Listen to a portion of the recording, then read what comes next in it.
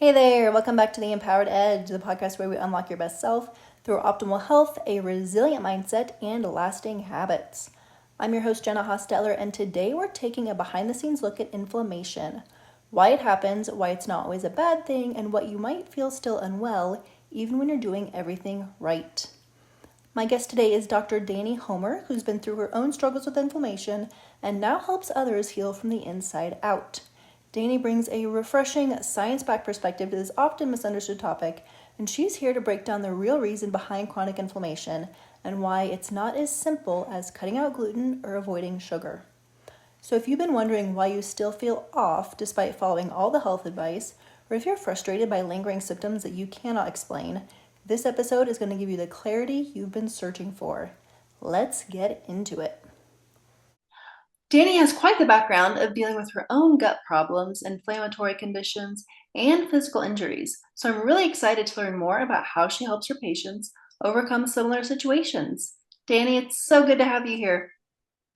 Thank you. I'm happy to be here and hopefully demystify some of the things that people have been dealing with and the things that I struggled with through, by myself through a lot of years too.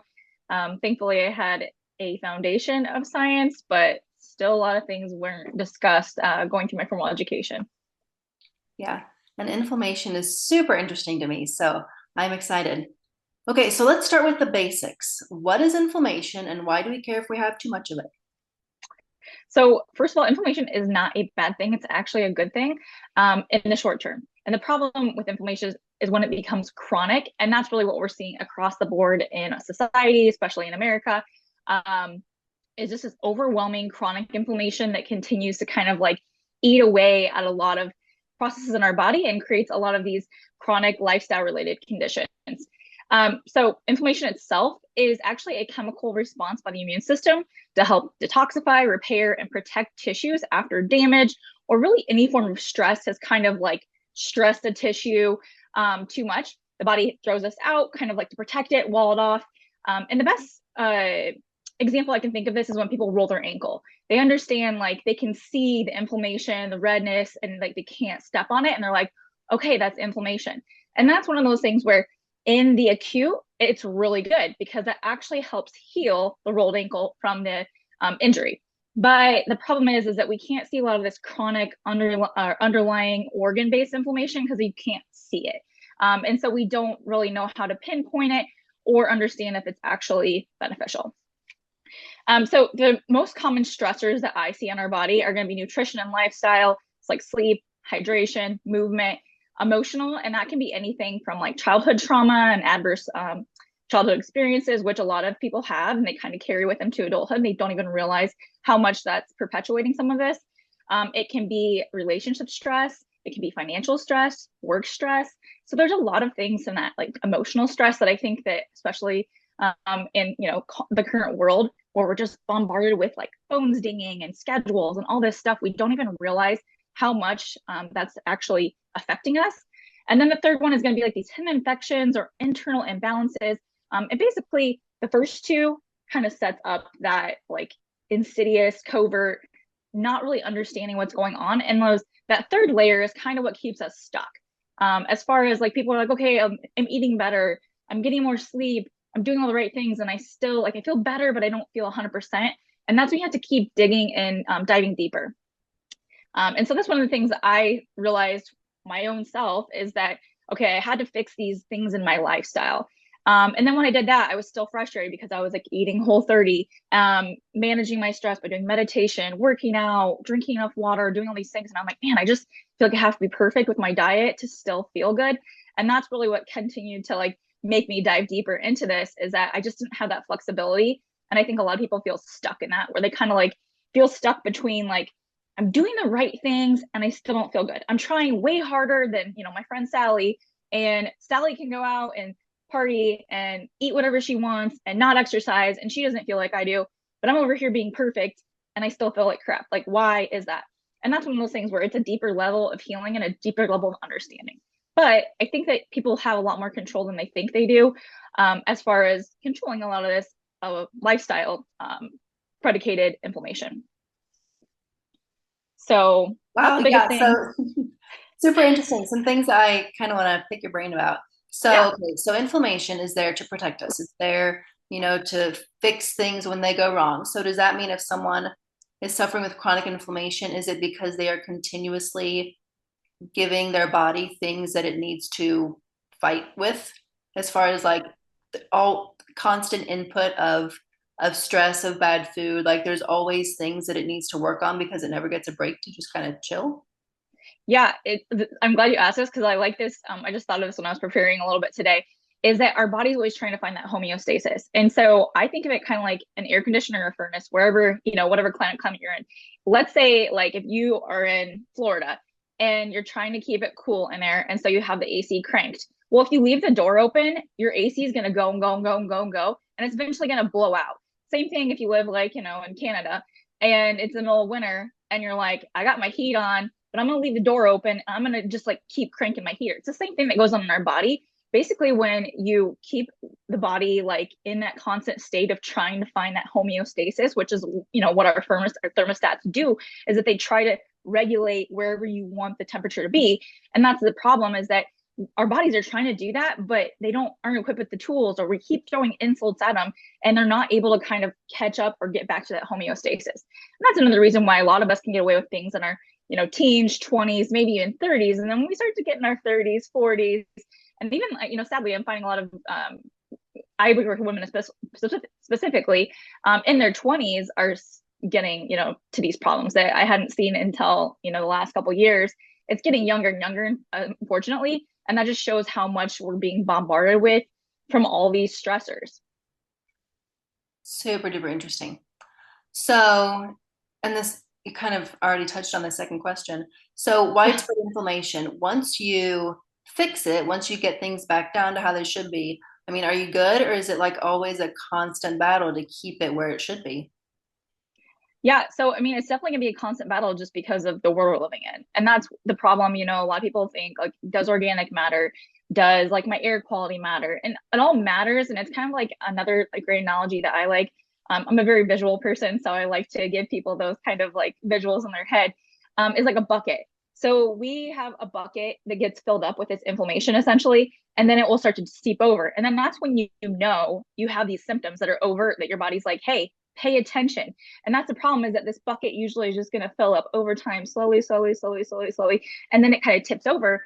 And then when the tip over comes, you're kind of like, wait, I didn't do anything serious. Like there wasn't that one thing. And that's the problem, that we're always looking for that one thing. But it's more of this gradual, you know, process over time that just keeps piling up and then eventually has to boil over or flow over. And then that's when we get kind of feel stuck with that. But the good thing is that you can get your bucket down, so you only have this much inflammation sitting in there, and then you can go out, eat something that you probably know you shouldn't. Like we all like to have indulgences. I'm a big believer in like 80-20 for most people. Obviously, you have like, gluten, like a gluten sensitivity that's like over, like you run to the bathroom. To me, that wouldn't be worth it.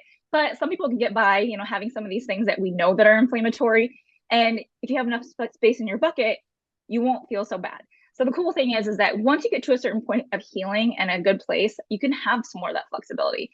And that's where I was saying, like before, I felt like I was stuck against this wall because I was like, man, if I go off course at all with my diet, with stress, movement, I feel like I get slammed back into the wall. And I'm like, I don't want to be like that. And so going through and doing a lot of these practices consistently and really healing my gut was the deepest layer for me, has given me that flexibility where I can do a lot more and not pay the price of it. Yeah, it's almost like, doing just enough to get by in the moment versus really, really working on it so that you're not always Yes. constantly thinking about it. Yeah. So how does inflammation then play a part in gut health? And is it one and the same? Does one cause the other? How does that work? So I think it's a little like, when you first asked this question, I thought about it. I was like, oh, it's kind of like chicken or egg. Like, I don't know. But once I started to think about it, unless you're born with some kind of anatomical, genetic, predisposition where you have like a gut lining issue, or there's something going on, even like in utero, I guess if you're exposed to certain chemicals or something like that. I don't do a lot of in utero stuff, but there's always going to be those 10 percenters, I'll call them, where you're just not set up for a favorable outcome. But I think a lot of this comes back to that inflammation that we get from the external environment. And that can even be like an in utero thing, like where, your mom potentially came into contact with a chemical that she didn't even realize was, not going to be the most beneficial. That's an environmental stressor. And so if you look at lifestyle and environment and the stressors, like, the emotional, mental stressors, I think that's really what sets us up. And then the gut kind of comes next. And one of the things that that I've learned, which I really didn't understand in the beginning when I kind of started on this eczema journey, when I started getting eczema 6 or 7, maybe 8 years ago, I was like, where did this come from? I kind of felt that same way where I was like, I've never had eczema before. I've never had this problem. A lot of people experience eczema in their childhood. And I was just so frustrated because I was like, this just happened overnight for me, it felt like. And that's actually what led me down this path where I was like, okay, I understand inflammation or, eczema is inflammatory. Okay, so where is the inflammation coming from? And like I went through this whole process like anyone else would do, and it was so confusing. And I started learning more about gut health. And the reason why gut health and the immune system are so integrated is because they literally are. So if you think about our gut lining, you have the lumen, or where like the food's hanging out, and that's where like stuff is passing through. And then your first layer is going to be your commensals, or your normal bacteria, and they're going to reside in the mucus layer. And you actually have some immune system like little guys in there that are kind of like checking things out and seeing if things are safe or not. And so it's that mucus layer. You can think of it kind of like snot, kind of like the inside of your mouth, but like a lot more delicate is how I think about it. But it's supposed to be squishy and healthy, and it's able to kind of take that buffer. And like I said, your bacteria, your normal bacteria in your gut are going to hang out in there. And that's going to be your first immune system. So it's going to be like checking out things and saying, can you come through? Can you not?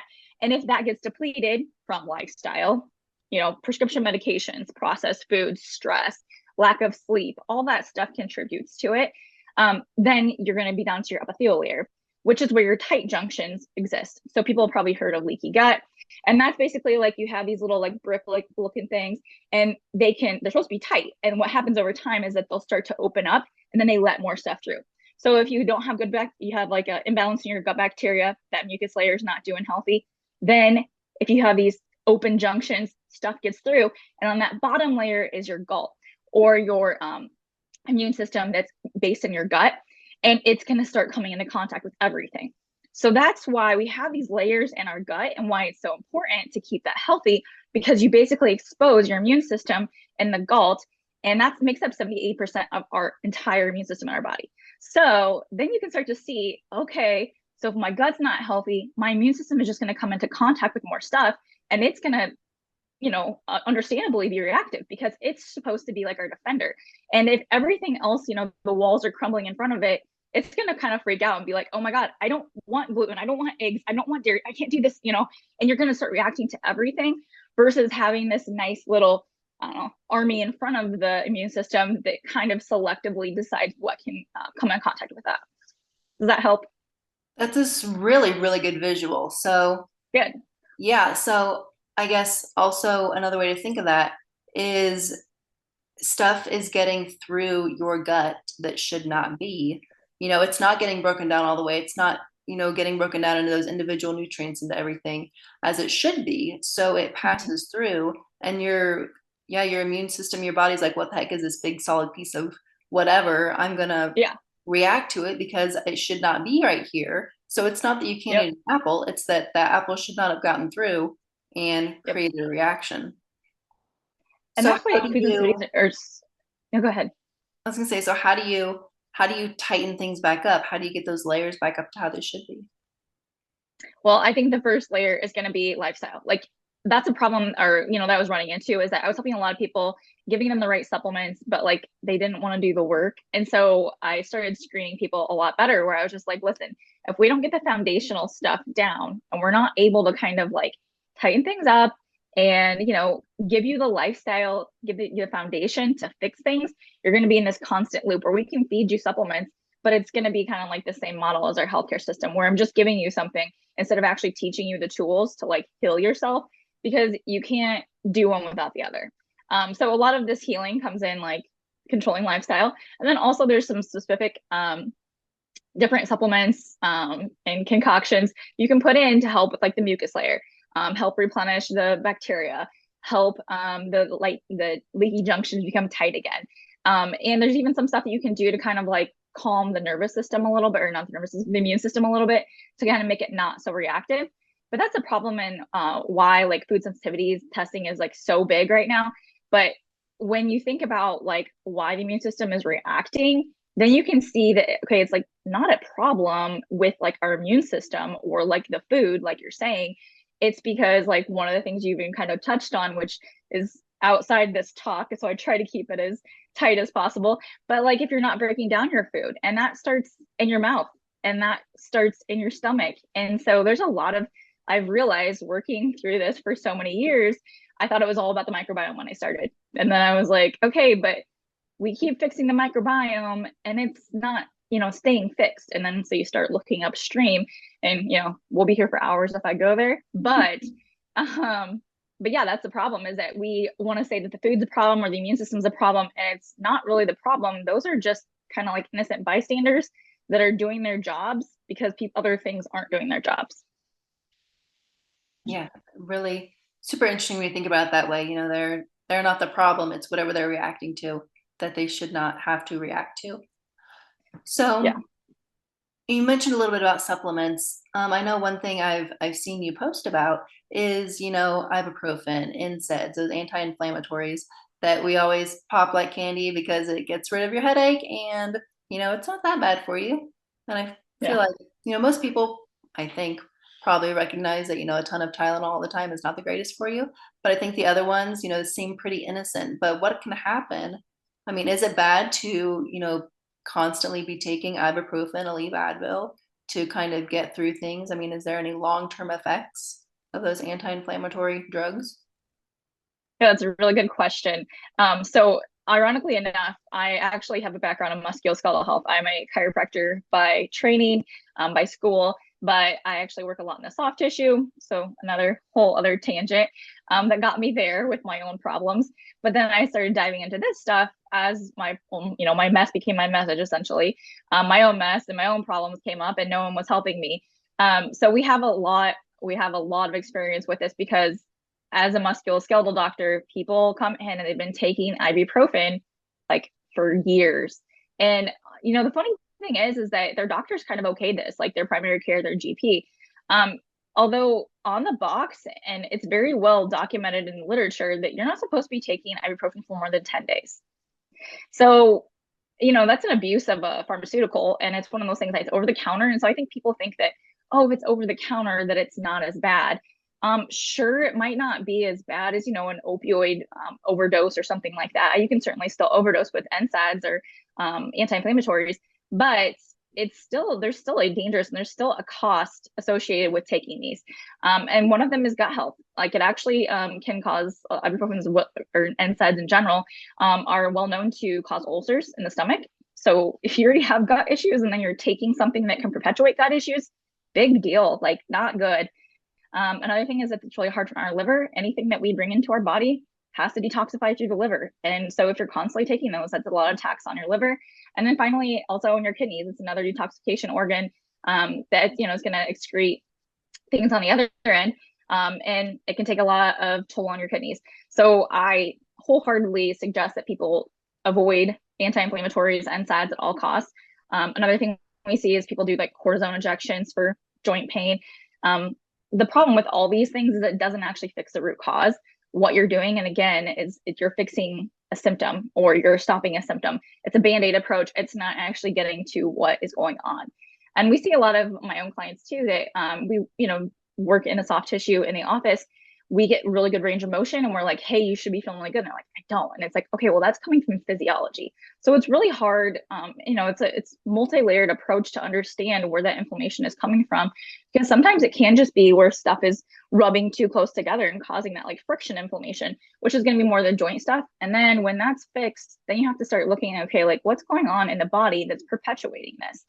It's kind of like one of the, now another analogy for you.